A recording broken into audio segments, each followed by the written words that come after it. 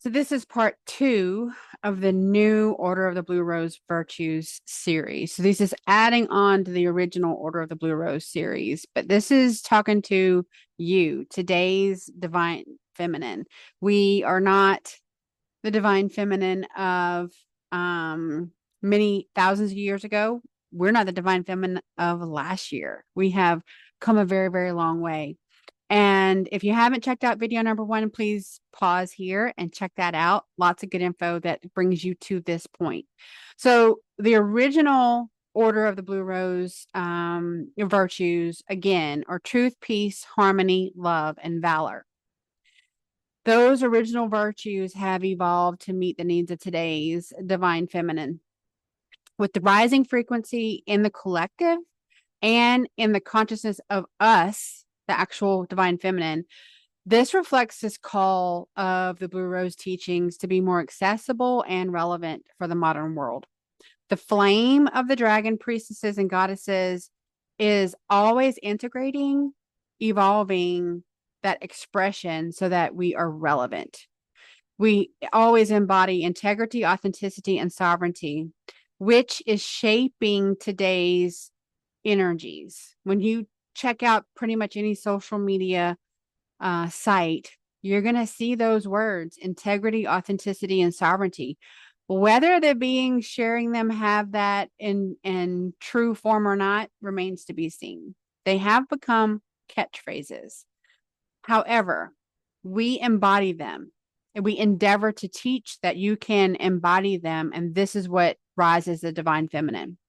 So in the course of taking this seriously, and Maggie's hope is that you really do take these virtues and you make them a part of your daily life so that your embodiment of the divine feminine seems more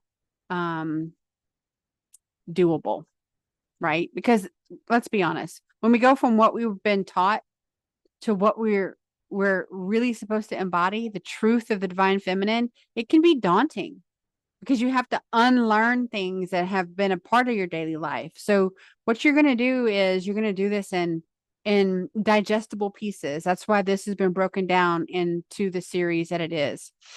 So originally, unconditional love being that virtue, it's now compassion.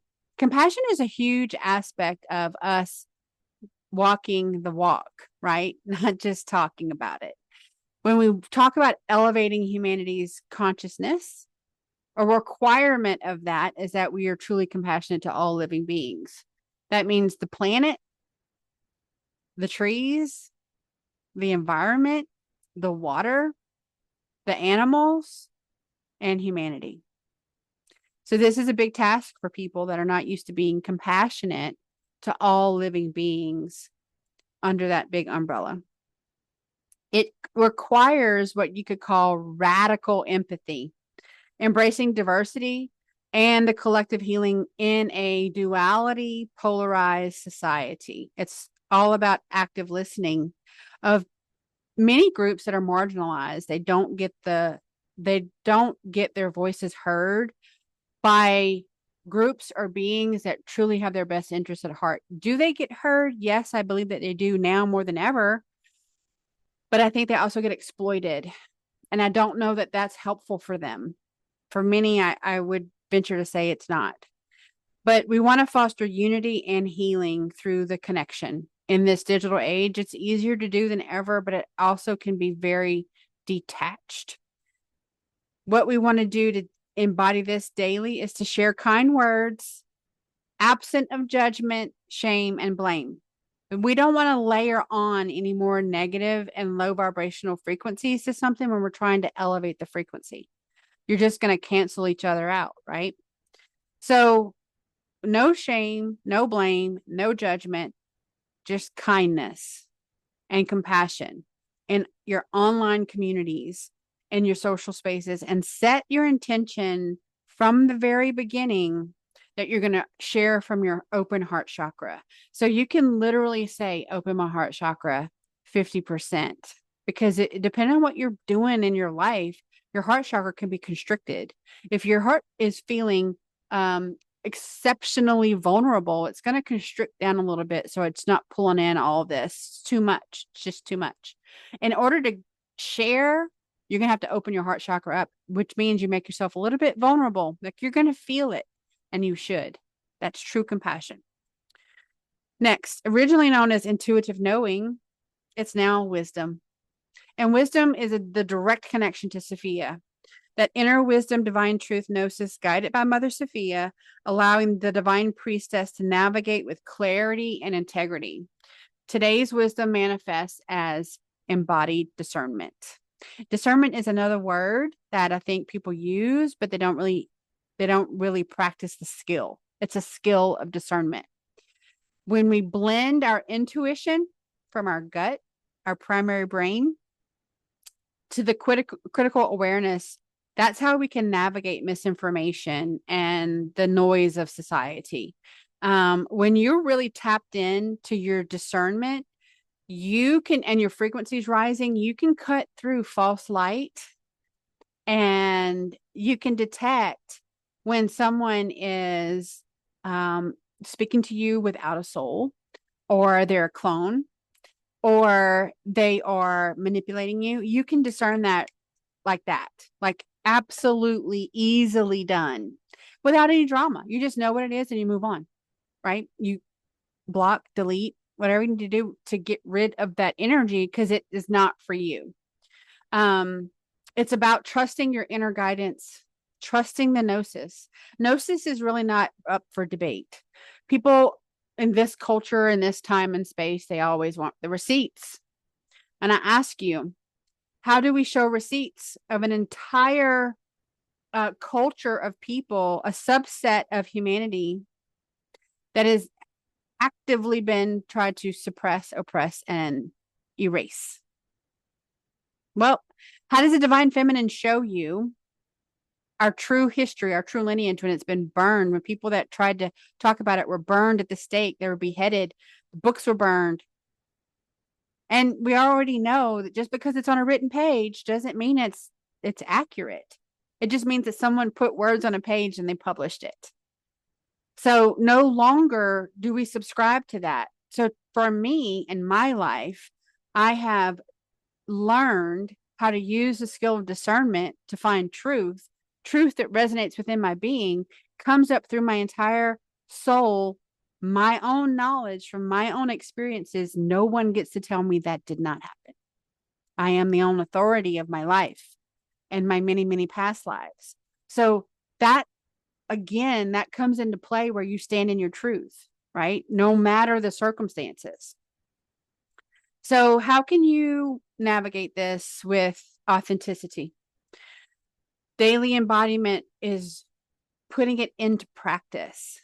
You'll think about it for a while, but eventually you have to put it into practice. So you want to start journaling. Grounding and journaling at the same time is super powerful, because the purpose is that you're bypassing the egoic mind. So you're really more auto writing. So you get your feet on the ground and you're feeling the energy and you're feeling it flow, and maybe some things are falling in and you just jot them down. They don't have to make linear sense. They can be random words. It can be just a feeling that you have and you're not even sure what it's applied to. Just jot it down. At some point in time, the dots will connect and that full stream of consciousness will come through. But that's how you practice it. And that's how you get your confidence built up. Okay. Prime example. You can be out there grounding and you get the sensation, the feeling of something in around you energetically, something's coming, and it doesn't feel necessarily negative. It just feels big. You're not sure what it is. You just jot that down. Something big's on the horizon. Not sure what. Doesn't feel ominous. Doesn't feel, scary like that. I'm just going to sit with it. Fast forward a few days, weeks, months, whatever it happens to be. You're out there again, and more comes in, and it is big, and it is positive for you. And then you go, is this connected to what I was feeling 3 weeks ago? Yes. Okay. That's your confidence builder. That's you're not crazy moment. Okay. Because you felt it, you recorded it, you didn't obsess about it, you let it flow. More came in, and you put the two dots together, that's what you call 1 + 1 = 2. You did it. And then you keep moving on, right? You build upon your successes. Next, originally fearless truth. It's now courage. It does take a measure of courage to stand in your truth, to be your true self unapologetically. The dragon's strength to stand in your truth, aligned to Saint Germain's transformative violet flame, unafraid of opposition. All of our gnosis, it's not going to be found in books because it was a part of a huge campaign for thousands of years to make sure it was never found. And it got found anyway. But anyway, it's hard to say, cite a source.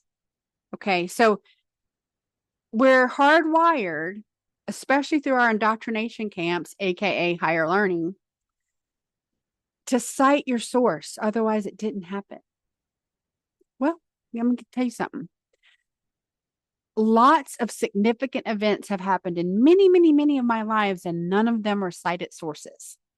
Does not mean that it didn't happen. They absolutely happened. So at a certain point, you have to reconcile that. You were taught that as a way to disempower your gnosis, your recognition of your gnosis, because you go, well, I can't prove this. So how can it be true? Because your body, your soul tells you it's true.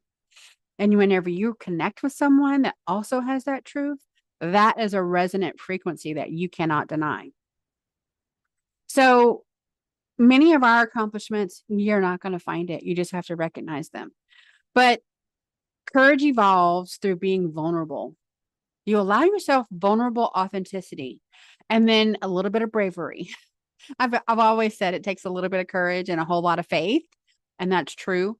Whenever you look at the grand scheme of things, you just got to do it because you know it's the right thing to do. No, you don't have any guarantee of how anyone's going to receive it, but that's not up to you. We don't control other people. We don't control how they receive the truth.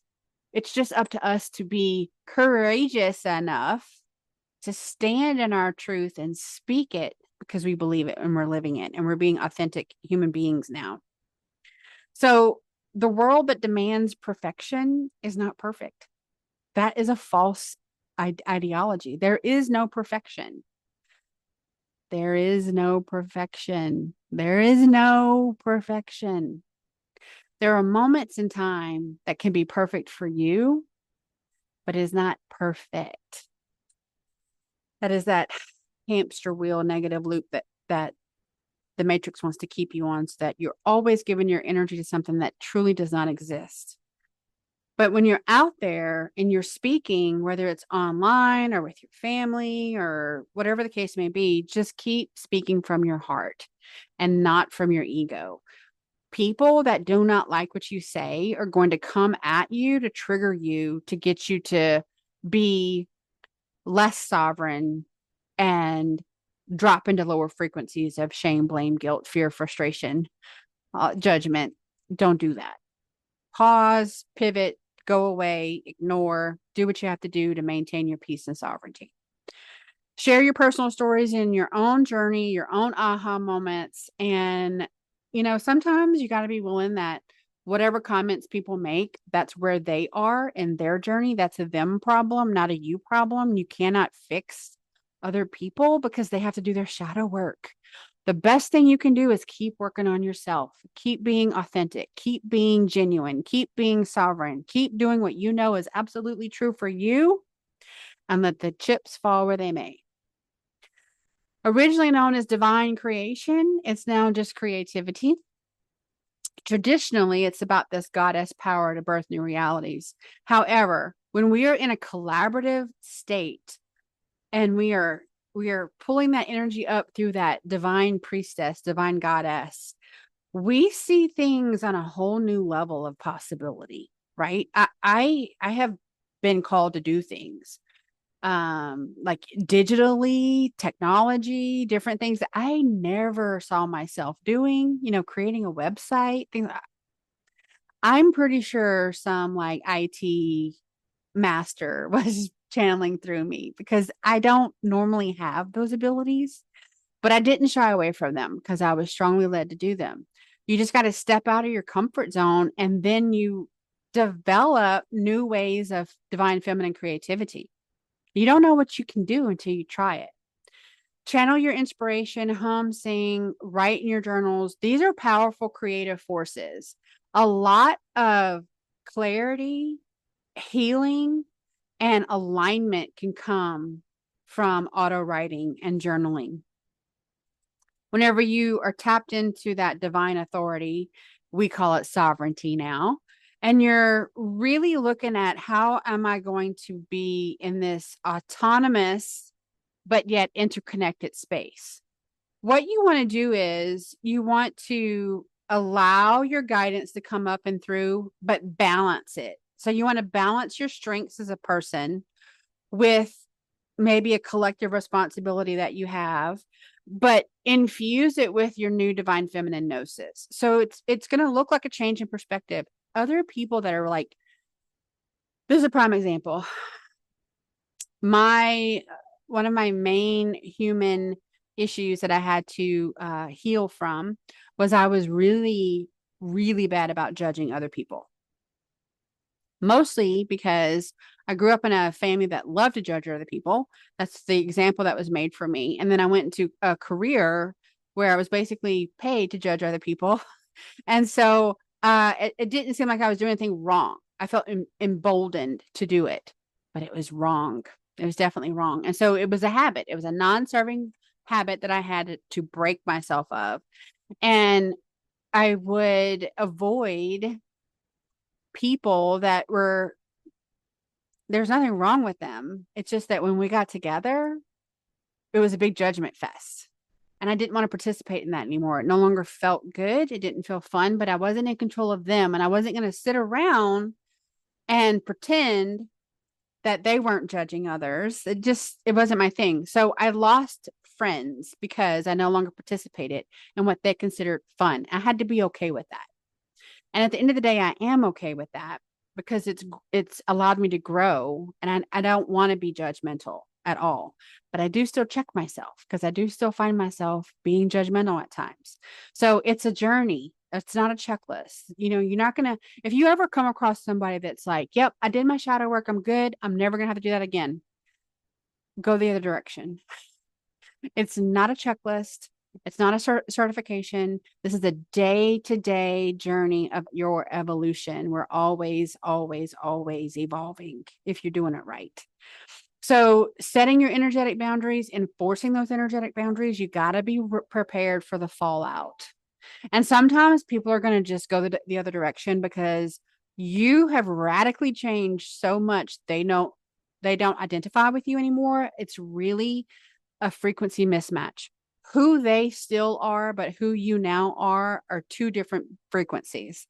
So when you speak to them, they do not have the ability to hear you because that frequency is not sticking. Okay. It doesn't matter the words you say. It doesn't matter the environment you say them in. There is a frequency mismatch. The message is not going to be received. You are wasting your time and going insane. So don't do that. Be willing to allow your circle to get smaller, because as it gets smaller, it gets stronger. And so, yes, change is going to happen. And a lot of people don't like change, right? Many people want everything outside of them to change for the better, but they don't want anything inside their circle to look different in any way, shape, or form. That is unrealistic. That's where you have to start. That's where you have to start your work. In order to stand in your truth, you have to know who you are. And if you're living within a lot of lies, how do you know who you are? You got to break all that down. Publicly anchoring what you affirm and what you know to be true. I'm sovereign. I'm connected to source. I'm connected to all. Know that that is your mission, to be sovereign and to stay there. So what are some things? I'm going to use the word ritual. Please do not get triggered in that. This is not a bad thing. It's just a way of saying these are some ritual things you can do, means serving habits that can help you embody these virtues. So when we're looking at radical empathy, you want to make sure that you're opening your heart chakra and connecting in a daily practice, some way, shape, or form. This is going to cultivate your empathy. It helps you embrace diversity and fosters collective healing. That divine, feminine, compassionate space of a nurturing heart, many of us, it has been exploited. So we've either shut it down or we're still being exploited. And we didn't really find the balance of that yet. So before you start, I recommend calling in Saint Germain with his violet flame to clear the energy so that everything remains clear, and then get to a quiet space. And hand over your heart, take some big deep breaths, and visualize that blue rose petal softly in the wind, just existing inside your heart. Send love to someone in your community, whether it's someone that caught your attention when you were out for a walk, or someone that you know is kind of struggling with things. Maybe it's somebody that made a post online and it kind of pulled your heartstrings. Send love to them and say something like, may you feel seen and loved. Very simple. And then give gratitude for having the compassion to connect in that way. This counters this digital disconnection world that we live in, and it helps you foster empathy. So people are, in general, most of us are really, really big empaths. And so we feel everybody else's trauma. We feel those toxic emotions. We feel them whether they're sharing them with us or not. So there's a balance that has to be in effect so that you don't get exploited and all your energy gets sucked into someone's, story. So you want to set an energy boundary there. I'm going to send you some love and compassion. I'm going to endeavor that the path before you opens up to your own healing, but I have to close off that heart chakra now so that you don't drain me dry. And you just set that intention in place, and then you keep moving along with to embody that nurturing light. Nurturing does not mean that you literally take on someone to raise. No. Nurturing, it means that you're going to lift them up so they stand on their own power and they start to heal themselves. That's true nurturing. Embodied discernment, when you're intuitively journaling when you're grounding, and you want to have that critical awareness of things, you're tapped into your intuition, your gnosis is coming through from Mother Sophia with clarity, your feet are on the ground, maybe you've got a stone or a crystal, maybe it's a tree, maybe you're visualizing something. However you come about it, the main thing that helps you navigate that is that you're bypassing the egoic mind. This isn't like literature writing, like you're just automatic writing. And what happens is it's energy flow, and the energy flows in, and you don't think about it, and you end up just writing. I've written pages and pages and pages where I'm not thinking about the words. I'm just writing. Okay. This is like the divine feminine version of the auto pen. And you're just writing. It's just coming out. Had you filtered it through the ego would have added things there that are less than, authentic for you. So you're bypassing that egoic lens, and it helps you navigate and discern whatever's coming through. Lots of times it helps you navigate digital noise. So if you've been triggered by something online, I don't recommend engaging online to solve that, because a trigger, again, it's a map dot, the map of your soul, where you have a wound that is asking to be healed. You're not going to heal that in a digital space. You're not. It's just going to make it worse. You're going to end up saying things that you regret. People are going to say things to you that you don't need to hear, but you put yourself there. So that's your culpability of that. Let's stop that, pull back, pause, go inward, and find that original wound. Why is that triggering me? Why is that making you feel the way you're feeling now? And lean into the pain. That's whenever you're going to start to heal. That's when you're going to start to feel the wound, and it's going to lead you to healing it, because you no longer want to feel that way. That's whenever you start to reshare those teachings of the Order of the Blue Rose, because let's face it, if it's giving you real world results. I got triggered online today. I didn't do what I normally did. I pulled back and I embodied Maggie's Order of the Blue Rose virtues, and I auto journaled, and things about an event I hadn't thought about in 30 years came out, and I feel so much better, that deserves to be shared. And you can share it in the same space where you got triggered. All the more powerful. Stand in your truth. Evolved courage is now vulnerable authenticity. It's very vulnerable when a being decides to be authentic and put it out there. But you can grow and help others grow immensely. When you're reflecting about something that's come through, maybe something that you thought you had to be perfect about, and now you realize perfection doesn't exist. And now you realize the energy that you put into being perfect, you could have put into actually cultivating your peace. That's definitely worth sharing.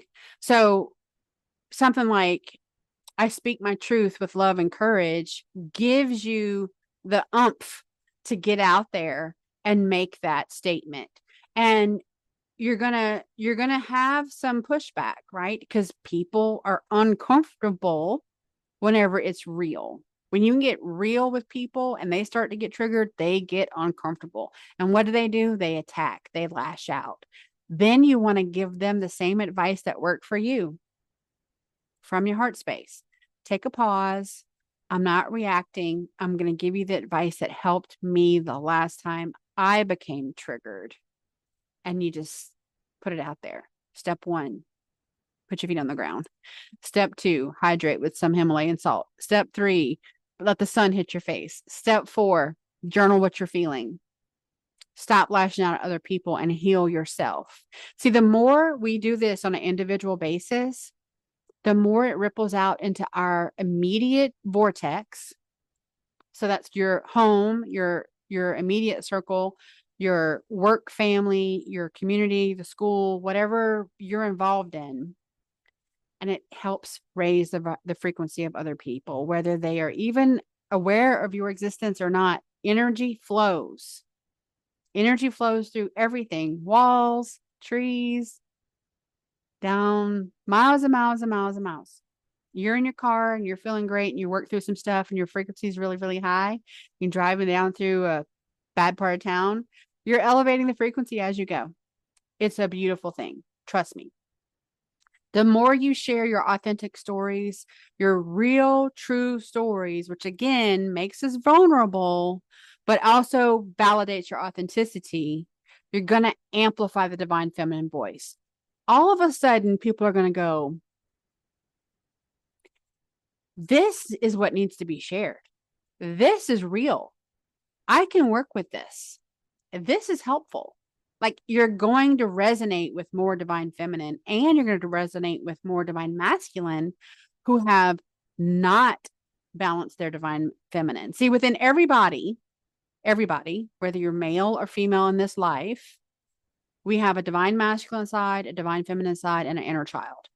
And they all three need to be healed and balanced for the human that you're in right now to move forth in a balanced state. And that takes a lot of shadow work. It's not impossible. You can absolutely do it, but you have to start somewhere. Evolved creativity is now collaboration and innovation. This is meant to channel your divine inspiration in a collective creation. It is meant to foster a attuned community, whether it's gathering in a digital or physical images or words or symbols, whatever you want to use that reflect the blue rose virtues. So rose is empathy, star for innovation. Like, you can use things to create a vision board. You can just put emojis out there that really translate how you're feeling in collaboration with others. And I guarantee you, the more you do this, the more you're going to connect with people that resonate with that. With if you're always signing off using a star emoji, other beings are using star emojis, that in itself is a connection. It may be super small the way that it looks on the surface, and then you get to talk to them and you're like, we are so much alike. And how else do you make friends in this day and age? Well, you find things like that. This allows for the divine feminine to rise in a way that you're using a digital tool that otherwise would be kind of cold and detached to co-create and find collaborative spirits. So you're using the same tools, you're just using them in a different way. Evolved sovereignty is now interconnected autonomy. And that just is saying that you're going to balance your personal power with the collective connection. So you're claiming your autonomy while you're honoring the web of life around you and how it's guided. Many of us look to archangels and angels for guidance and support. But within us, we have the power to stand and sit and visualize and be protective in our own authenticity and autonomy. So when you're ready to share and you're ready to put things out there, you're also going to do the work to be ready for the stuff that comes back. And the way that you defend yourself is to just be authentic, just be sovereign, just be compassionate, just be creative, and let the energy of the work stand on its own values. You can say some affirmations if you want. I am sovereign and connected to all. Set the boundary to release energies that are not aligned with your highest and best truth. This supports your autonomy in the digital and social spaces while fostering the connection without losing self-authority. So that's your sovereign boundary that you're going to enforce. And anyone that wants to trample over those boundaries, how do you handle that? Block, mute, go the other direction.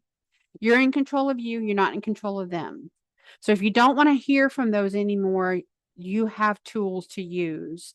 Mute, block, unfriend, cut the cords, heal the attachments. These are things we can do for our own energy. You can see that when you're using the virtues and you go through the practice of the daily embodiment rituals, this is going to challenge you to truly embody the true teachings of Yeshua and Maggie, which is Christ consciousness. That is the second coming of Christ. If you haven't heard that before, this is the truth. The second coming of Christ is not him showing up in this depiction that we've all grew up with as Jesus. No, it's us embodying ascension. It's us embodying the way, and it's us embodying unity, Christ consciousness values. It's this in our everyday life. This is how we do it. If you're struggling with any aspect of this, I recommend that you pause right where you are struggling, identify the wound, identify the trigger, look into it deeply. We recommend using LFG, love, forgiveness, and gratitude. Any event, send out gratitude for the lesson, forgiveness for the event, for all parties involved, including yourself, and love to all parties involved, including yourself. Because most of the time, these are soul contracted events that were decided ahead of time. And yes, they're traumatic. And yes, they're painful, because that's when we learn. We grow through friction. So at the end of the day, it didn't happen to you. It happened for you.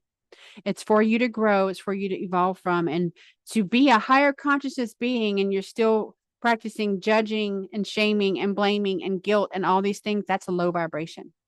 So you can't be both. They're mutually exclusive. So you're either this or you're that. And if you're going to truly ascend, if you're going to be a part of the crowd that develops their heaven on earth, then you have to have Christ consciousness and live it on a frequency level every single day and every single choice. That means you no longer entertain judgment, shame, blame, guilt, fear, and all the things that you see manifesting in social media spaces. That's the noise that we speak of. You want to reconcile those events so that you can evolve from them. As soon as you heal fully and completely, that means you forgive everyone.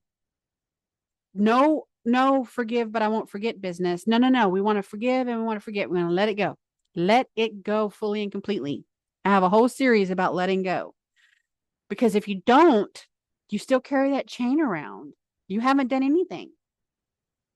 The more you do that, the more you fully and completely LFG these events, the more you can embody the virtues of the Order of the Blue Rose. Next video is going to be how the divine masculine can embody and incorporate the Order of the Blue Rose virtues in their day-to-day life, so that the divine feminine and divine masculine rise together and unite. they can ignite that fire within them, flame to flame, and that's when some real positive changes start to occur. I'm excited. See you again next time.